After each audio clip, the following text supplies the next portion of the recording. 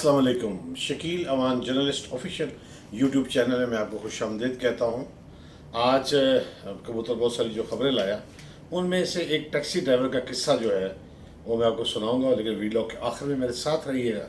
शुरू वहाँ से करते हैं कि आज जो कबूतर पहली खबर लाया, और वो खबर जो है वो है जो रावलपिंडी इस्लामाबाद को जो पानी की सप्लाई होती है रावल डैम, वहाँ पर किसी दो अफराद ने जहरीला मवाद छोड़ा, जिसकी वजह से मछलियाँ और आबी जो कई हयात हैं वो डैमेज हुए, कई मर गए। और जहरीला पानी पीने से कई जो दीगर मवेशी हैं जिनमें गाय भैंस वगैरह है वो भी इससे मुतासर हुई। तो उसमें जब जैसे इस बात को रिपोर्ट किया गया तो मुकामी पुलिस ने 2 अफराद को गिरफ़्तार किया है। इनके हवाले से ये मैं कहूँगा कि इन्होंने बहुत बड़ा जुर्म किया है। अगर ये जुर्म इन पर साबित होता है तो फिर इनको करार वाक़ई सज़ा मिलनी चाहिए, क्योंकि ये कोई छोटा जुर्म नहीं है, ये बहुत बड़ा जुर्म है। इस पर इसकी सज़ा भी उतनी ही बड़ी होनी चाहिए और लोगों को खुद भी एहतियात करनी चाहिए। इससे पहले कि वहाँ पर ये सिक्योरिटी का निज़ाम जो है, इसका मतलब है कि इंतहाई नाकिस है कि जहाँ से पानी की सप्लाई हो रही है वहाँ तक 2 प्राइवेट अफराद का दाखिला कैसे मुमकिन हुआ। और उन्होंने वहाँ जाकर जब जहरीला मवाद छाप रहा है तो क्या वहाँ पे कैमरे नहीं है, वहाँ पे जो लोगों की ड्यूटी है वो कहाँ सोए हुए थे। तो अगर ऐसा हो, खुदा ना करे ऐसा हो कि जो पानी हम जड़ों शहर पीते हैं उसमें पानी, पीने वाले पानी में अगर ये मिला दिया जाता और इसके असरात फिर कहाँ तक जाते, ये सोचकर रोंगटे खड़े हो जाते हैं। इसलिए इस मामले को इंतहाई सीरियस लिया जाए और मुस्तकबिल में ऐसे वाक़यात के तदारक के लिए ठोस तरीन हिकमत अमली अपनाई जाए। मेरे बहुत सारे जो दोस्त अहबाब है, हल्का अहबाब है, ज़ाहिर मेरा ताल्लुक़ शोबा सहाफ़त से भी है।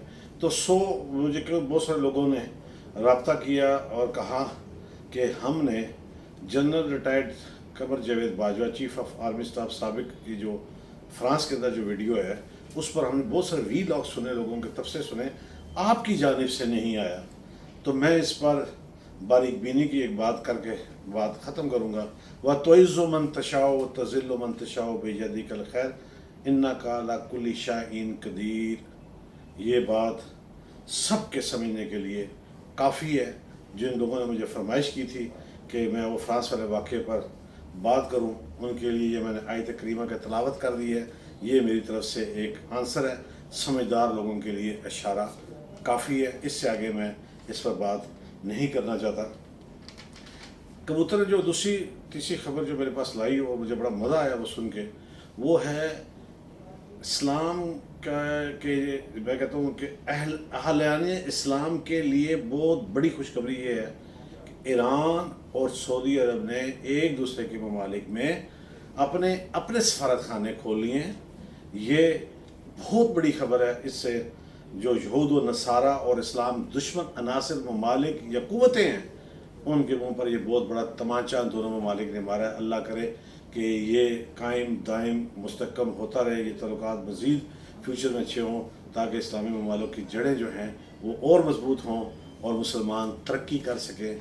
और ये लड़ाई झगड़े, जंगें, तेल के असूल की जंगें, दौलत के असूल की जंगें, ये सोने के असूल की जंगें, ये बाउंड्री लाइन की जंगें, इनसे मुसलमान आज़ाद हों और तरक्की कर सकें और यहूद नसारा की साजिशें जो हैं वो अपने अंजाम तक पहुँचे। मेरी ये दुआ है और ये बहुत बड़ा एक कदम है। मेरे कबूतर ने एक और सर्वे किया है, वो ये है कि वफाकी हुकूमत ने 1 साल के दौरान 14,900 अरब रुपया कर्जा लिया।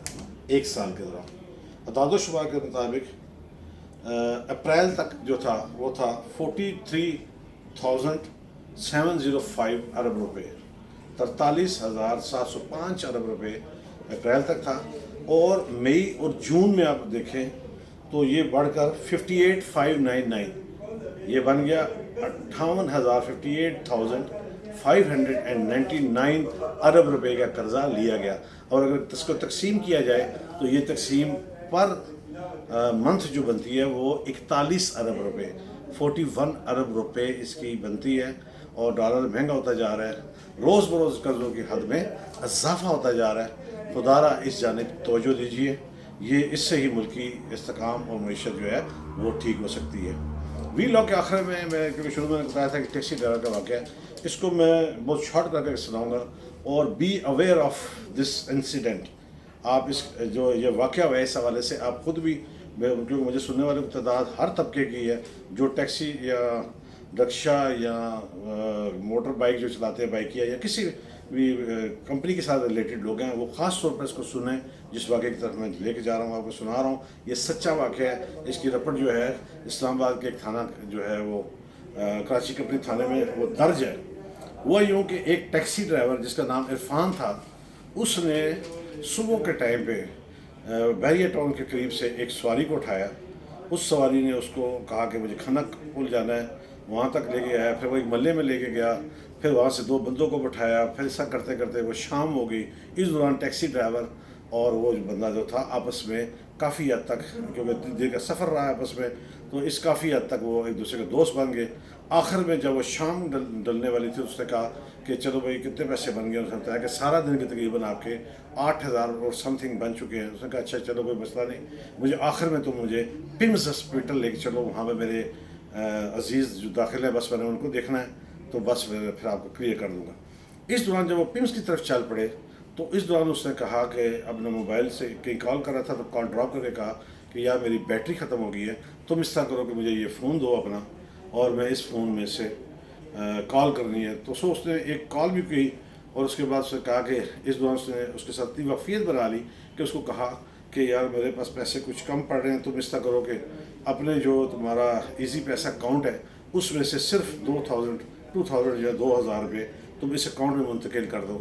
جب اس نے کہا کہ ٹھیک ہے میں یہ کر دیتا، تو کہتا ٹھیک ہے 8 پہلے بنے ہیں، 2 یہ 10 بن گئے، میں تمہیں 11,000 روپیہ دے دوں گا، کوئی ایشو نہیں. تو جب اس نے اس کے دیے نمبر پہ ٹرانسفر کیے، اس دوران اس نے سارا پاسورڈ دیکھ لیا. اور پھر آخر میں جب وہ پمز ہسپتال کی پارکنگ میں پہنچا، تو اس نے کہا کہ اچھا اپنا موبائل دو، میرا موبائل تمہارے سامنے بیٹری ختم ہو چکی ہے، تو میں اس اپنے مریض کو کال کروں تاکہ وہ میں اس کی لوکیشن دیکھ سکوں. اس نے اس سے موبائل لیا اور وہ چل دیا. بیچارہ ٹیکسی ڈرائیور عرفان صبح تک کھڑا رہا کہ شاید وہ ابھی آ رہا ہے، ابھی آ رہا ہے، ابھی آ رہا ہے، لیکن وہ نہیں آیا. صبح جا کے اس نے کراچی کمپنی میں اطلاع کی، تو بتایا گیا کہ یہ تو پہلے بھی ہمارے پاس ریکارڈ یافتہ ہے، اس کی بہت پہلے بھی ہمارے پاس کمپلینٹس ہیں، اس بندے کی یہ سواری بن کے لوگوں کو لوٹتا ہے. لیکن جب اس نے نئی سم خرید کے اپنے نئے موبائل میں ڈالی، تو دیکھا کہ اس کی ساری جمع پونجی جس کی مالیت 80,000 روپیہ تھی، جو عید قریب آنے والی تھی، اس کے لیے اس نے بچا کے رکھی تھی، وہ ساری اس میں سے جا چکی تھی. خدا را ایسے نوزر بازوں سے آپ خود بھی شعر رہیں اور دوسروں کو بھی تلقین کریں اور بچ کے رہیں. اللہ تعالیٰ ایسے لوگوں سے ہم سب کو محفوظ رکھے. چلتے چلتے ہمیشہ کی طرح یہ کہوں گا، جہاں آپ اپنا اور اپنے پیاروں کا خیال رکھتے ہیں، وہاں پر ارد گرد موجود مستحقین کا بھی خیال رکھیے. میرے چینل کو سبسکرائب کیجیے گا، لائک کیجیے گا، کمنٹس کیجیے گا. اگر میری بات، خبر اور باریک بینی آپ کو سمجھ آئے، اچھی لگے تو ضرور کیجیے گا. کل انشاءاللہ نئی بات اور نئی خبروں کے ساتھ پھر حاضری ہوگی. اجازت دیجیے، اللہ حافظ.